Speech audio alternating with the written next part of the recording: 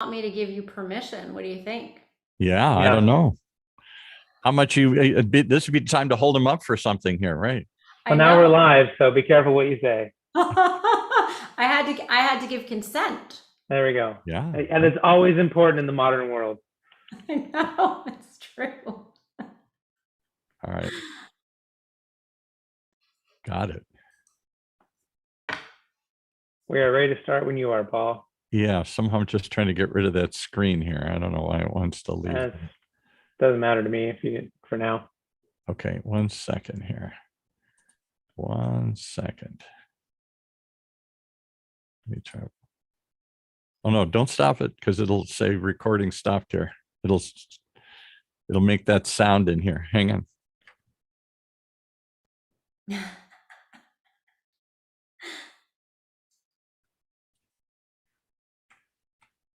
Okay. Hang on 1 second. So I'm in the thing. Why does it not want to? Just showing that one screen here. Try one more thing. If not, we'll just go. There we go. Okay, everybody take a deep breath. And here we go then.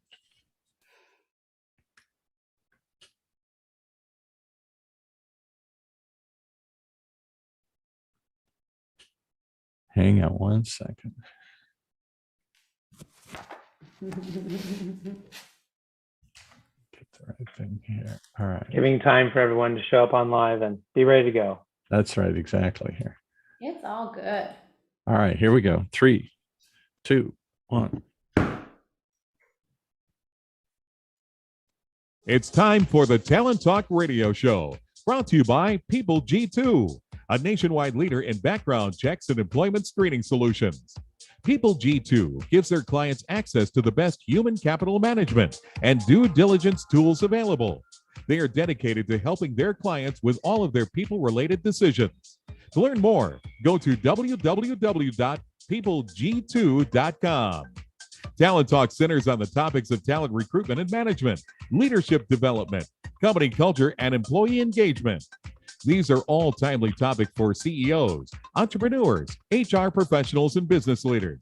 We hope that as you tune in to listen each week, whether to the live broadcast or to the podcast on iTunes or iHeartRadio, that you hear something you can take away that will help you grow and impact your career in a positive way. And now, here's the host of the Talent Talk radio show, the founder and CEO of People G2, Chris Dyer.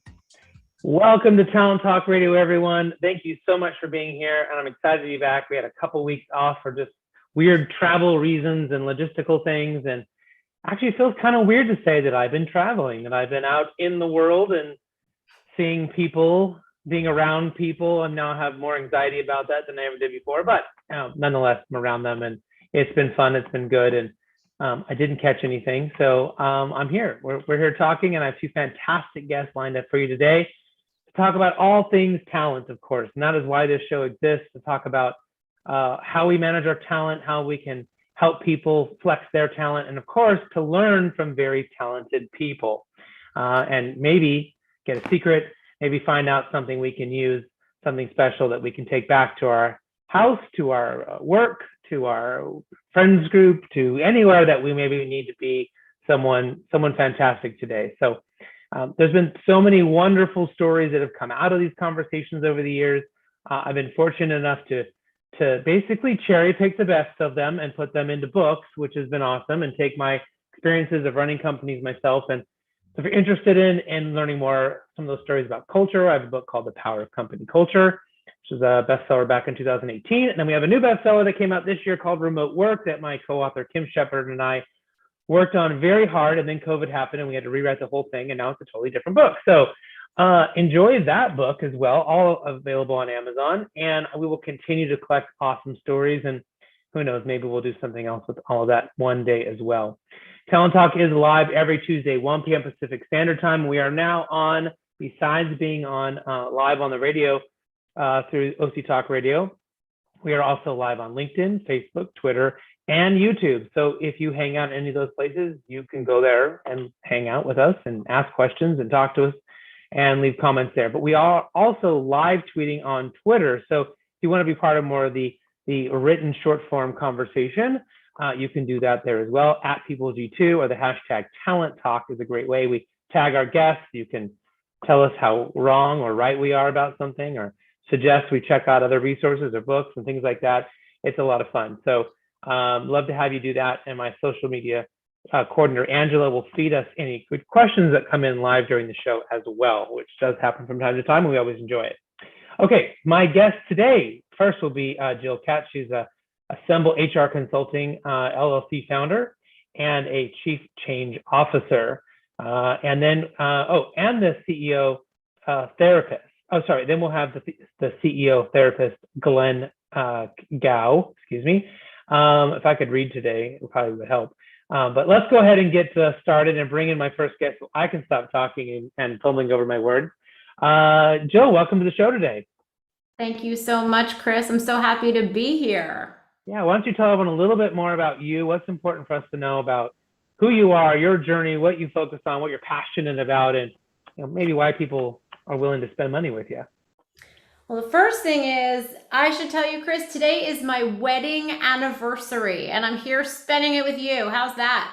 Well, I will not make a bad joke. Congratulations. Thank you. How many years? Do you know how many years it's been? I do. As a Okay. wonderful wife, I have to start off by saying happy 19 years to my amazing, perfect husband, Josh.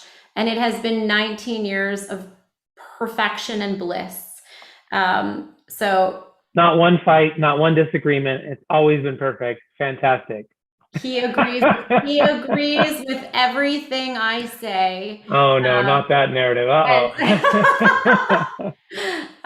So I like to tell people, first and foremost, I am a proud and happy mother of two incredible young people. I have a daughter who is 15.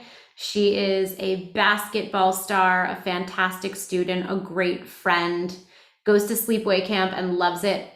I have a son, he's 12 years old, and his dream in life is to be on Broadway. And I gotta tell you something, presuming Broadway stays open again, we hope, I think, who knows, he may in fact make it happen. I am a dog lover. I am, as I said, a wife, working hard to stay there. And I am a person who started my career 25 years ago. Right. In human resources. Before you're even married. All right. Before I was even born. And I have spent my entire career in the field. Wow, you came out of the womb with continuing education credits already assigned to your name. You're ready to go. So fantastic. Congratulations on your wedding anniversary, first and foremost. And I know it's not easy. My wife and I started dating at 16. So we've been together longer than we haven't been together, which seems like a long time. I will admit we have disagreed a few times along the way. Well, but, I mean, yeah. so that means if you started dating when you're 16, you guys have been together, what, 8 years, 9 years? Right. I love your math. That's incredible. Congratulations. That's great. So how did you end up in human resources? I mean, this is an interesting career path. Some people go to school and they're like, I'm an HR person. That's what I want to do. And other people go to school for something else. And then they just suddenly, stumble in or realize, geez, I really like doing this part of the business. So what was that journey for you? So what's really interesting and maybe even embarrassing, but I'll start by outing myself right now. When I graduated from college, human resources was not even a major. There was no such thing at that time. So I graduated from the University of Michigan, and my very first job out of college, I worked for an organization, and I was what was called at the time a sales coordinator. That was my very first job. And it was a great job. I was in a sales training program, and in this program, we rotated around in a very, very large global and well-known organization, learning how to sell the product of this company. And we learned a little bit about marketing, about client service, and about sales. And just to sort of set the context, at the time, there was no email, and all of sales happened using a fax machine. So that helps us kind of set the context. During this process, when I got the job, I was wooed into the job from school, because this was back in the days that there was campus recruiting, and it was really easy and fancy to get a job while still in college. And then when I was in the sales program, I got involved with what was called the personnel department. And I wanted to help recruit the next incoming class of sales coordinators. I thought, wow, this is fun. And maybe I can help them find the next group that will come and go through this program. So I went down to the office of the head of personnel and I said, I would love to help. They said, great, we need a couple of account coordinators to help us. And I became involved. I helped with some of the recruiting efforts, and I got really big involved in what was called Headquarters Week. By the end of Headquarters Week, I had personally recruited and converted more incoming account coordinators than all of the people who were in what was called the personnel department at that time. And I thought, this is more fun to me and more interesting than the work I'm doing in the sales department. So I walked down the hall and I sat down with the head of personnel at the time, and I'll forever, Chris, remember this meeting for my entire life. And I said, I want to be in your department. And she said, no. We need you, Jill, to stay in sales. That's the most important place. We recruited you into our sales development program, and we want you to follow that track. And besides, you can't change jobs until you've been in that job for 2 years. We remember those days. And so, like most 22-year-olds, I said, okay.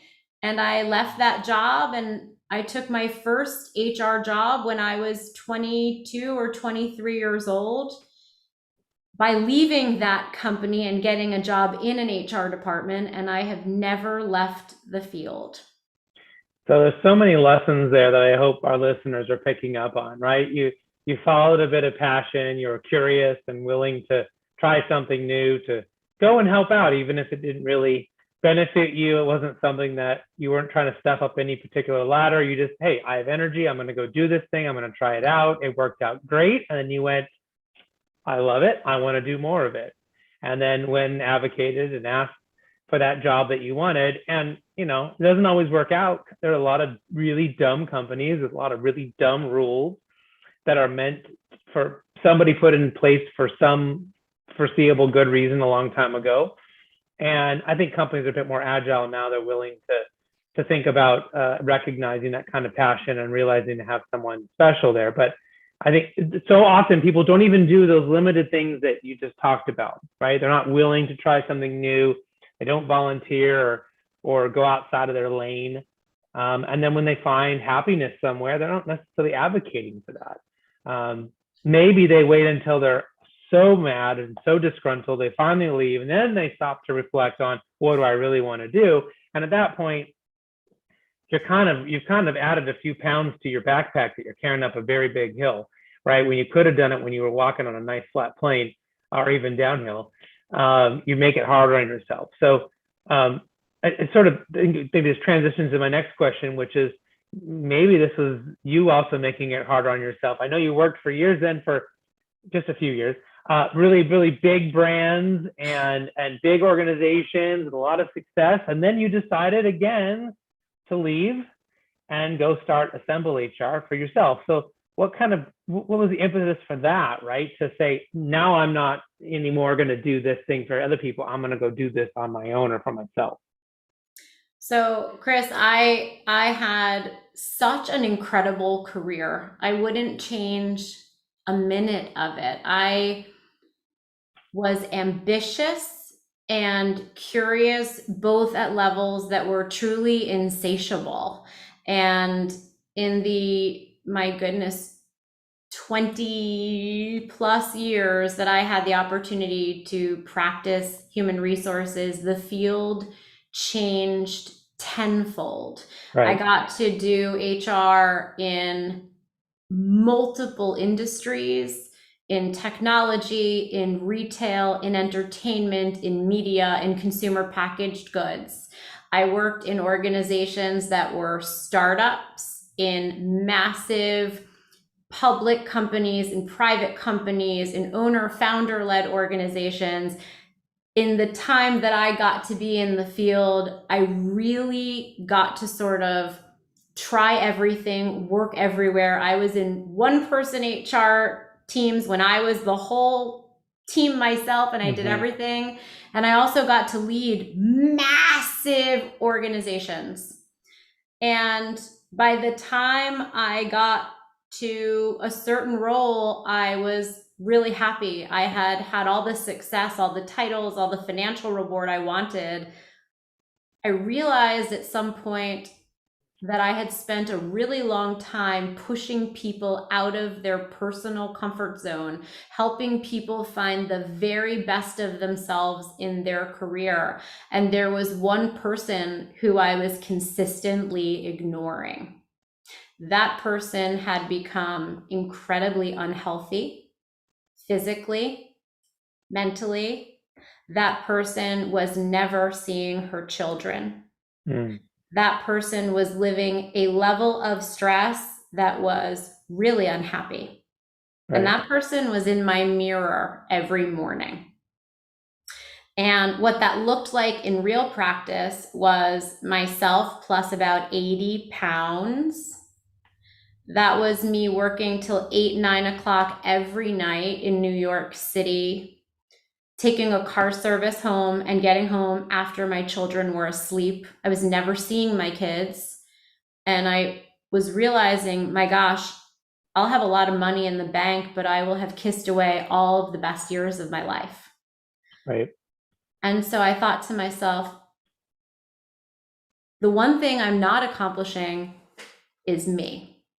Yeah, you're out there developing all these other people and developing the company, and you're not developing yourself, right? Or your family for that matter, right? Your kids and all of that. So that kind of realization can be really, really difficult. Was it one of those snap kind of like, wow, you just like someone lifted a spell, or was it more of a long-term finally coming to grips with, that you needed to change?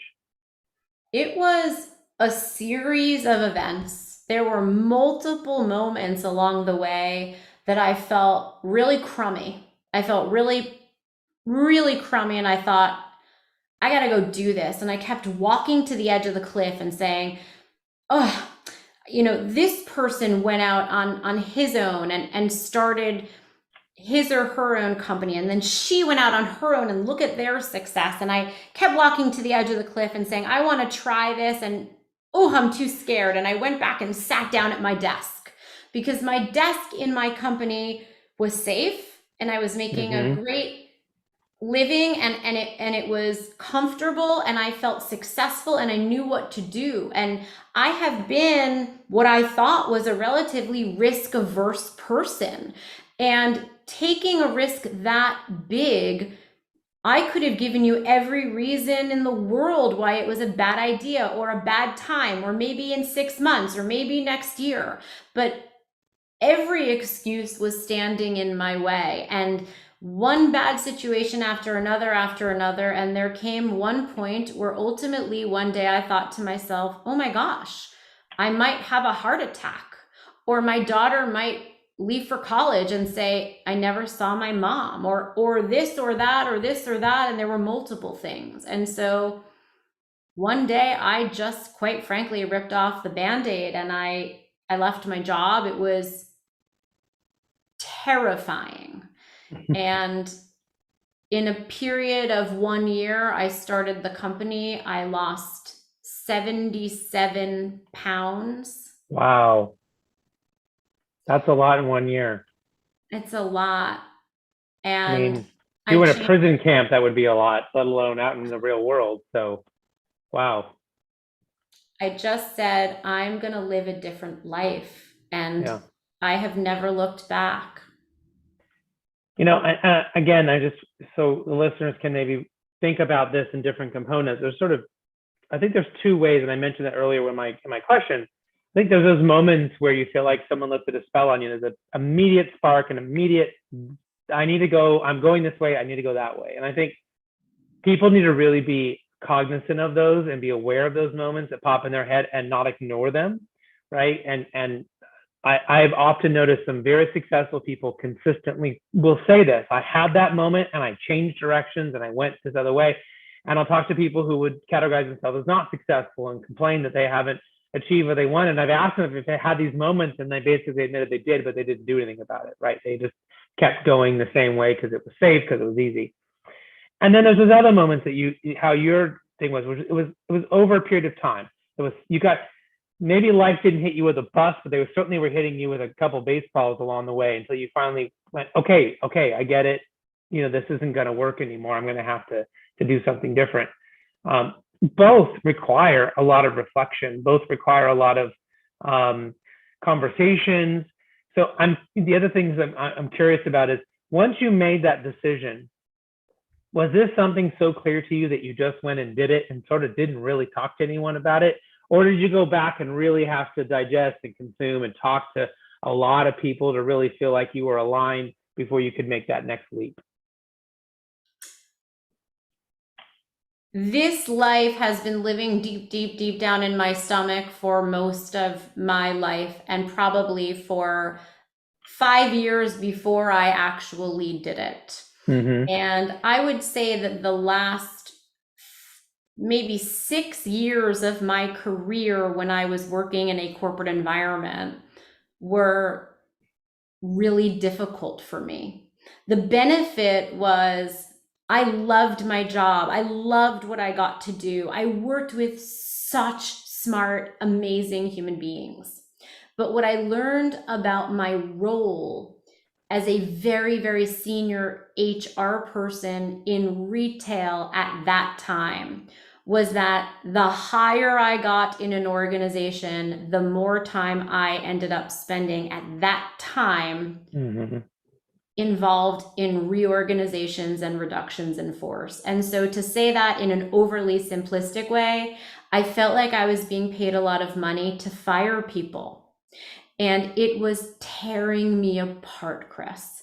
So everyone remembers that movie. I think it was called Up in the Air with George Clooney, where he was being paid a ton of money and he was flying from place to place and he was letting people go. Yeah. And it was just around that same time that movie came out. And my friends were saying to me, "Oh, have you seen the movie? That's so funny. It reminds me of you." Right. And I was saying, this terribly depressed character who's going on firing. I think that reminds you of me. Great. it's not, there's nothing about that movie that's funny. I hate the movie. I hate the thanks for the comparison. And I remember that period of time, like I gotta get out of this. And so, to answer your question, and looking back, I remember feeling nothing other than freedom, relief, just air out of the balloon, and that the work I was doing was helping. That for me to be paid money to, quite frankly, take someone's job away didn't feel good, but instead to be paid money to help someone grow, Mm-hmm. build, create, change, that is what I have always been meant to do. And that's what I wanted to do. So I never looked back. Yeah. Yeah. I know totally what you're talking about. There's this energy around what you're doing. And I remember early on when I started, speaking, people would have me speak about background checks and compliance. And they were always very interested in having me talk about that. But it was boring and scary. Like I didn't, no one left my talk going, "Wow, I'm inspired," and I never left the talk going, "I inspired people." No, I left them like freaking out or sleeping because it's boring content, right? And then I changed talking about culture and engagement and remote work, things I'm very passionate about. And suddenly people are inspired. People want to have a it was a totally different feeling, right? About where are you taking someone? So I totally get what you're saying, right? You can get paid all the money in the world, but if what you're doing every day is just ruining people's days and you feel terrible about their day and your life, and what's the point, right? What's the point? Well, we're almost out of time. I can't believe it's gone by so quickly. Really important question. How can people find out more about you? Where can they find you on the interwebs, or reach out to learn out more, or become a client, or whatever it is they want to do? What's the best way for them to do that? We are ever findable. The name of our company is Assemble HR. We are hrassemble.com. I'm on LinkedIn, Jill Katz, JILLKATZ. We're also at HR Assemble on Instagram. And my email is jill@hrassemble.com. Well, she's always putting out great stuff on LinkedIn, so make sure you go and connect with her there, follow her and her company. And certainly if anyone needs your type of services, I'm sure you'll do a fantastic job for them. Jill, we must have you come back and get through the other 9,000 questions we had for you that we didn't get to, but the conversation was too good with where we were at. So it just sometimes it happens. So it's great. We'll have you come back and we'll talk more about leadership and candor and courage and all the other things I know you're an expert on next time. Does that sound good? Terrific. It was great to meet you and spend time. And thank you so much. Thank you. Thank you. All right, we'll be right back after this quick commercial break, and we'll bring in our second guest, Glenn Gao. Thanks, Chris.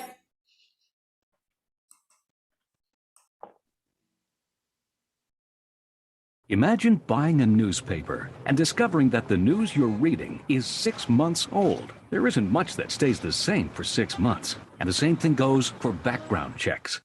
In a time when so much outdated information is being passed around, it's good to know that People G2 offers something different. At People G2, we provide today's intelligence, not yesterday's news. Our value-added approach offers you a fully FCRA-compliant solution that includes up-to-the-minute information. By combining industry-leading technology with old-school human investigation, People G2 is able to give you information that is accurate right now, delivered quickly to our online system, or integrated with your HR system.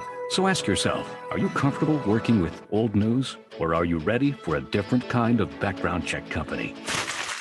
Visit peopleg2.com or call 800-630-2880. That's 800-630-2880 or peopleg2.com.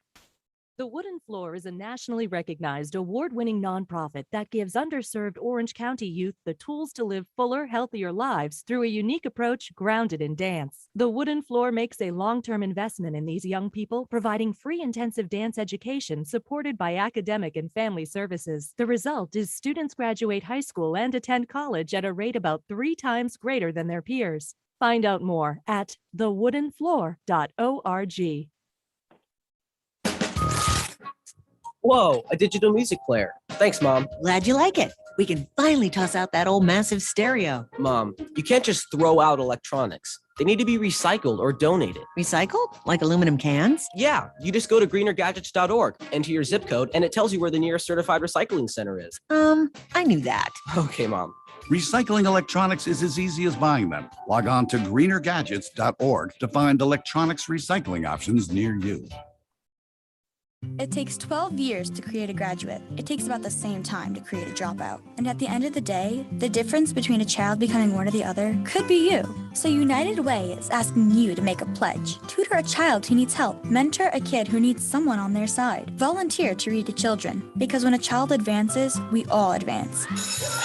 Be a reader, tutor or mentor, give, advocate, volunteer, live united. Take the pledge now at liveunited.org. Brought to you by United Way and the Ad Council.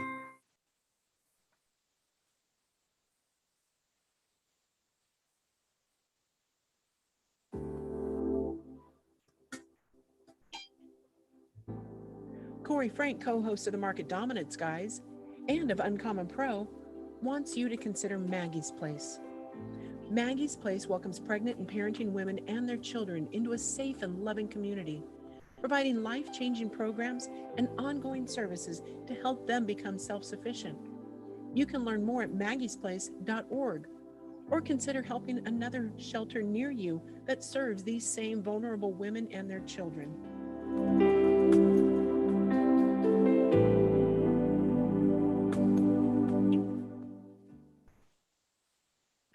Okay, and now back to our show. Well, it looks like we maybe have had some sort of issue or disconnect with our second guest, so we'll try to get him rebooked onto the show. Thank you, everyone, who tuned in today. Hopefully, you learned something you can use in your own career in a positive way. Don't forget to follow @PeopleG2, hashtag TalentTalk, and interact with us on all the different platforms. We'll have the podcast out next week, and we'll be back, I believe, live next week as well. So thanks, everyone, and we will see you soon.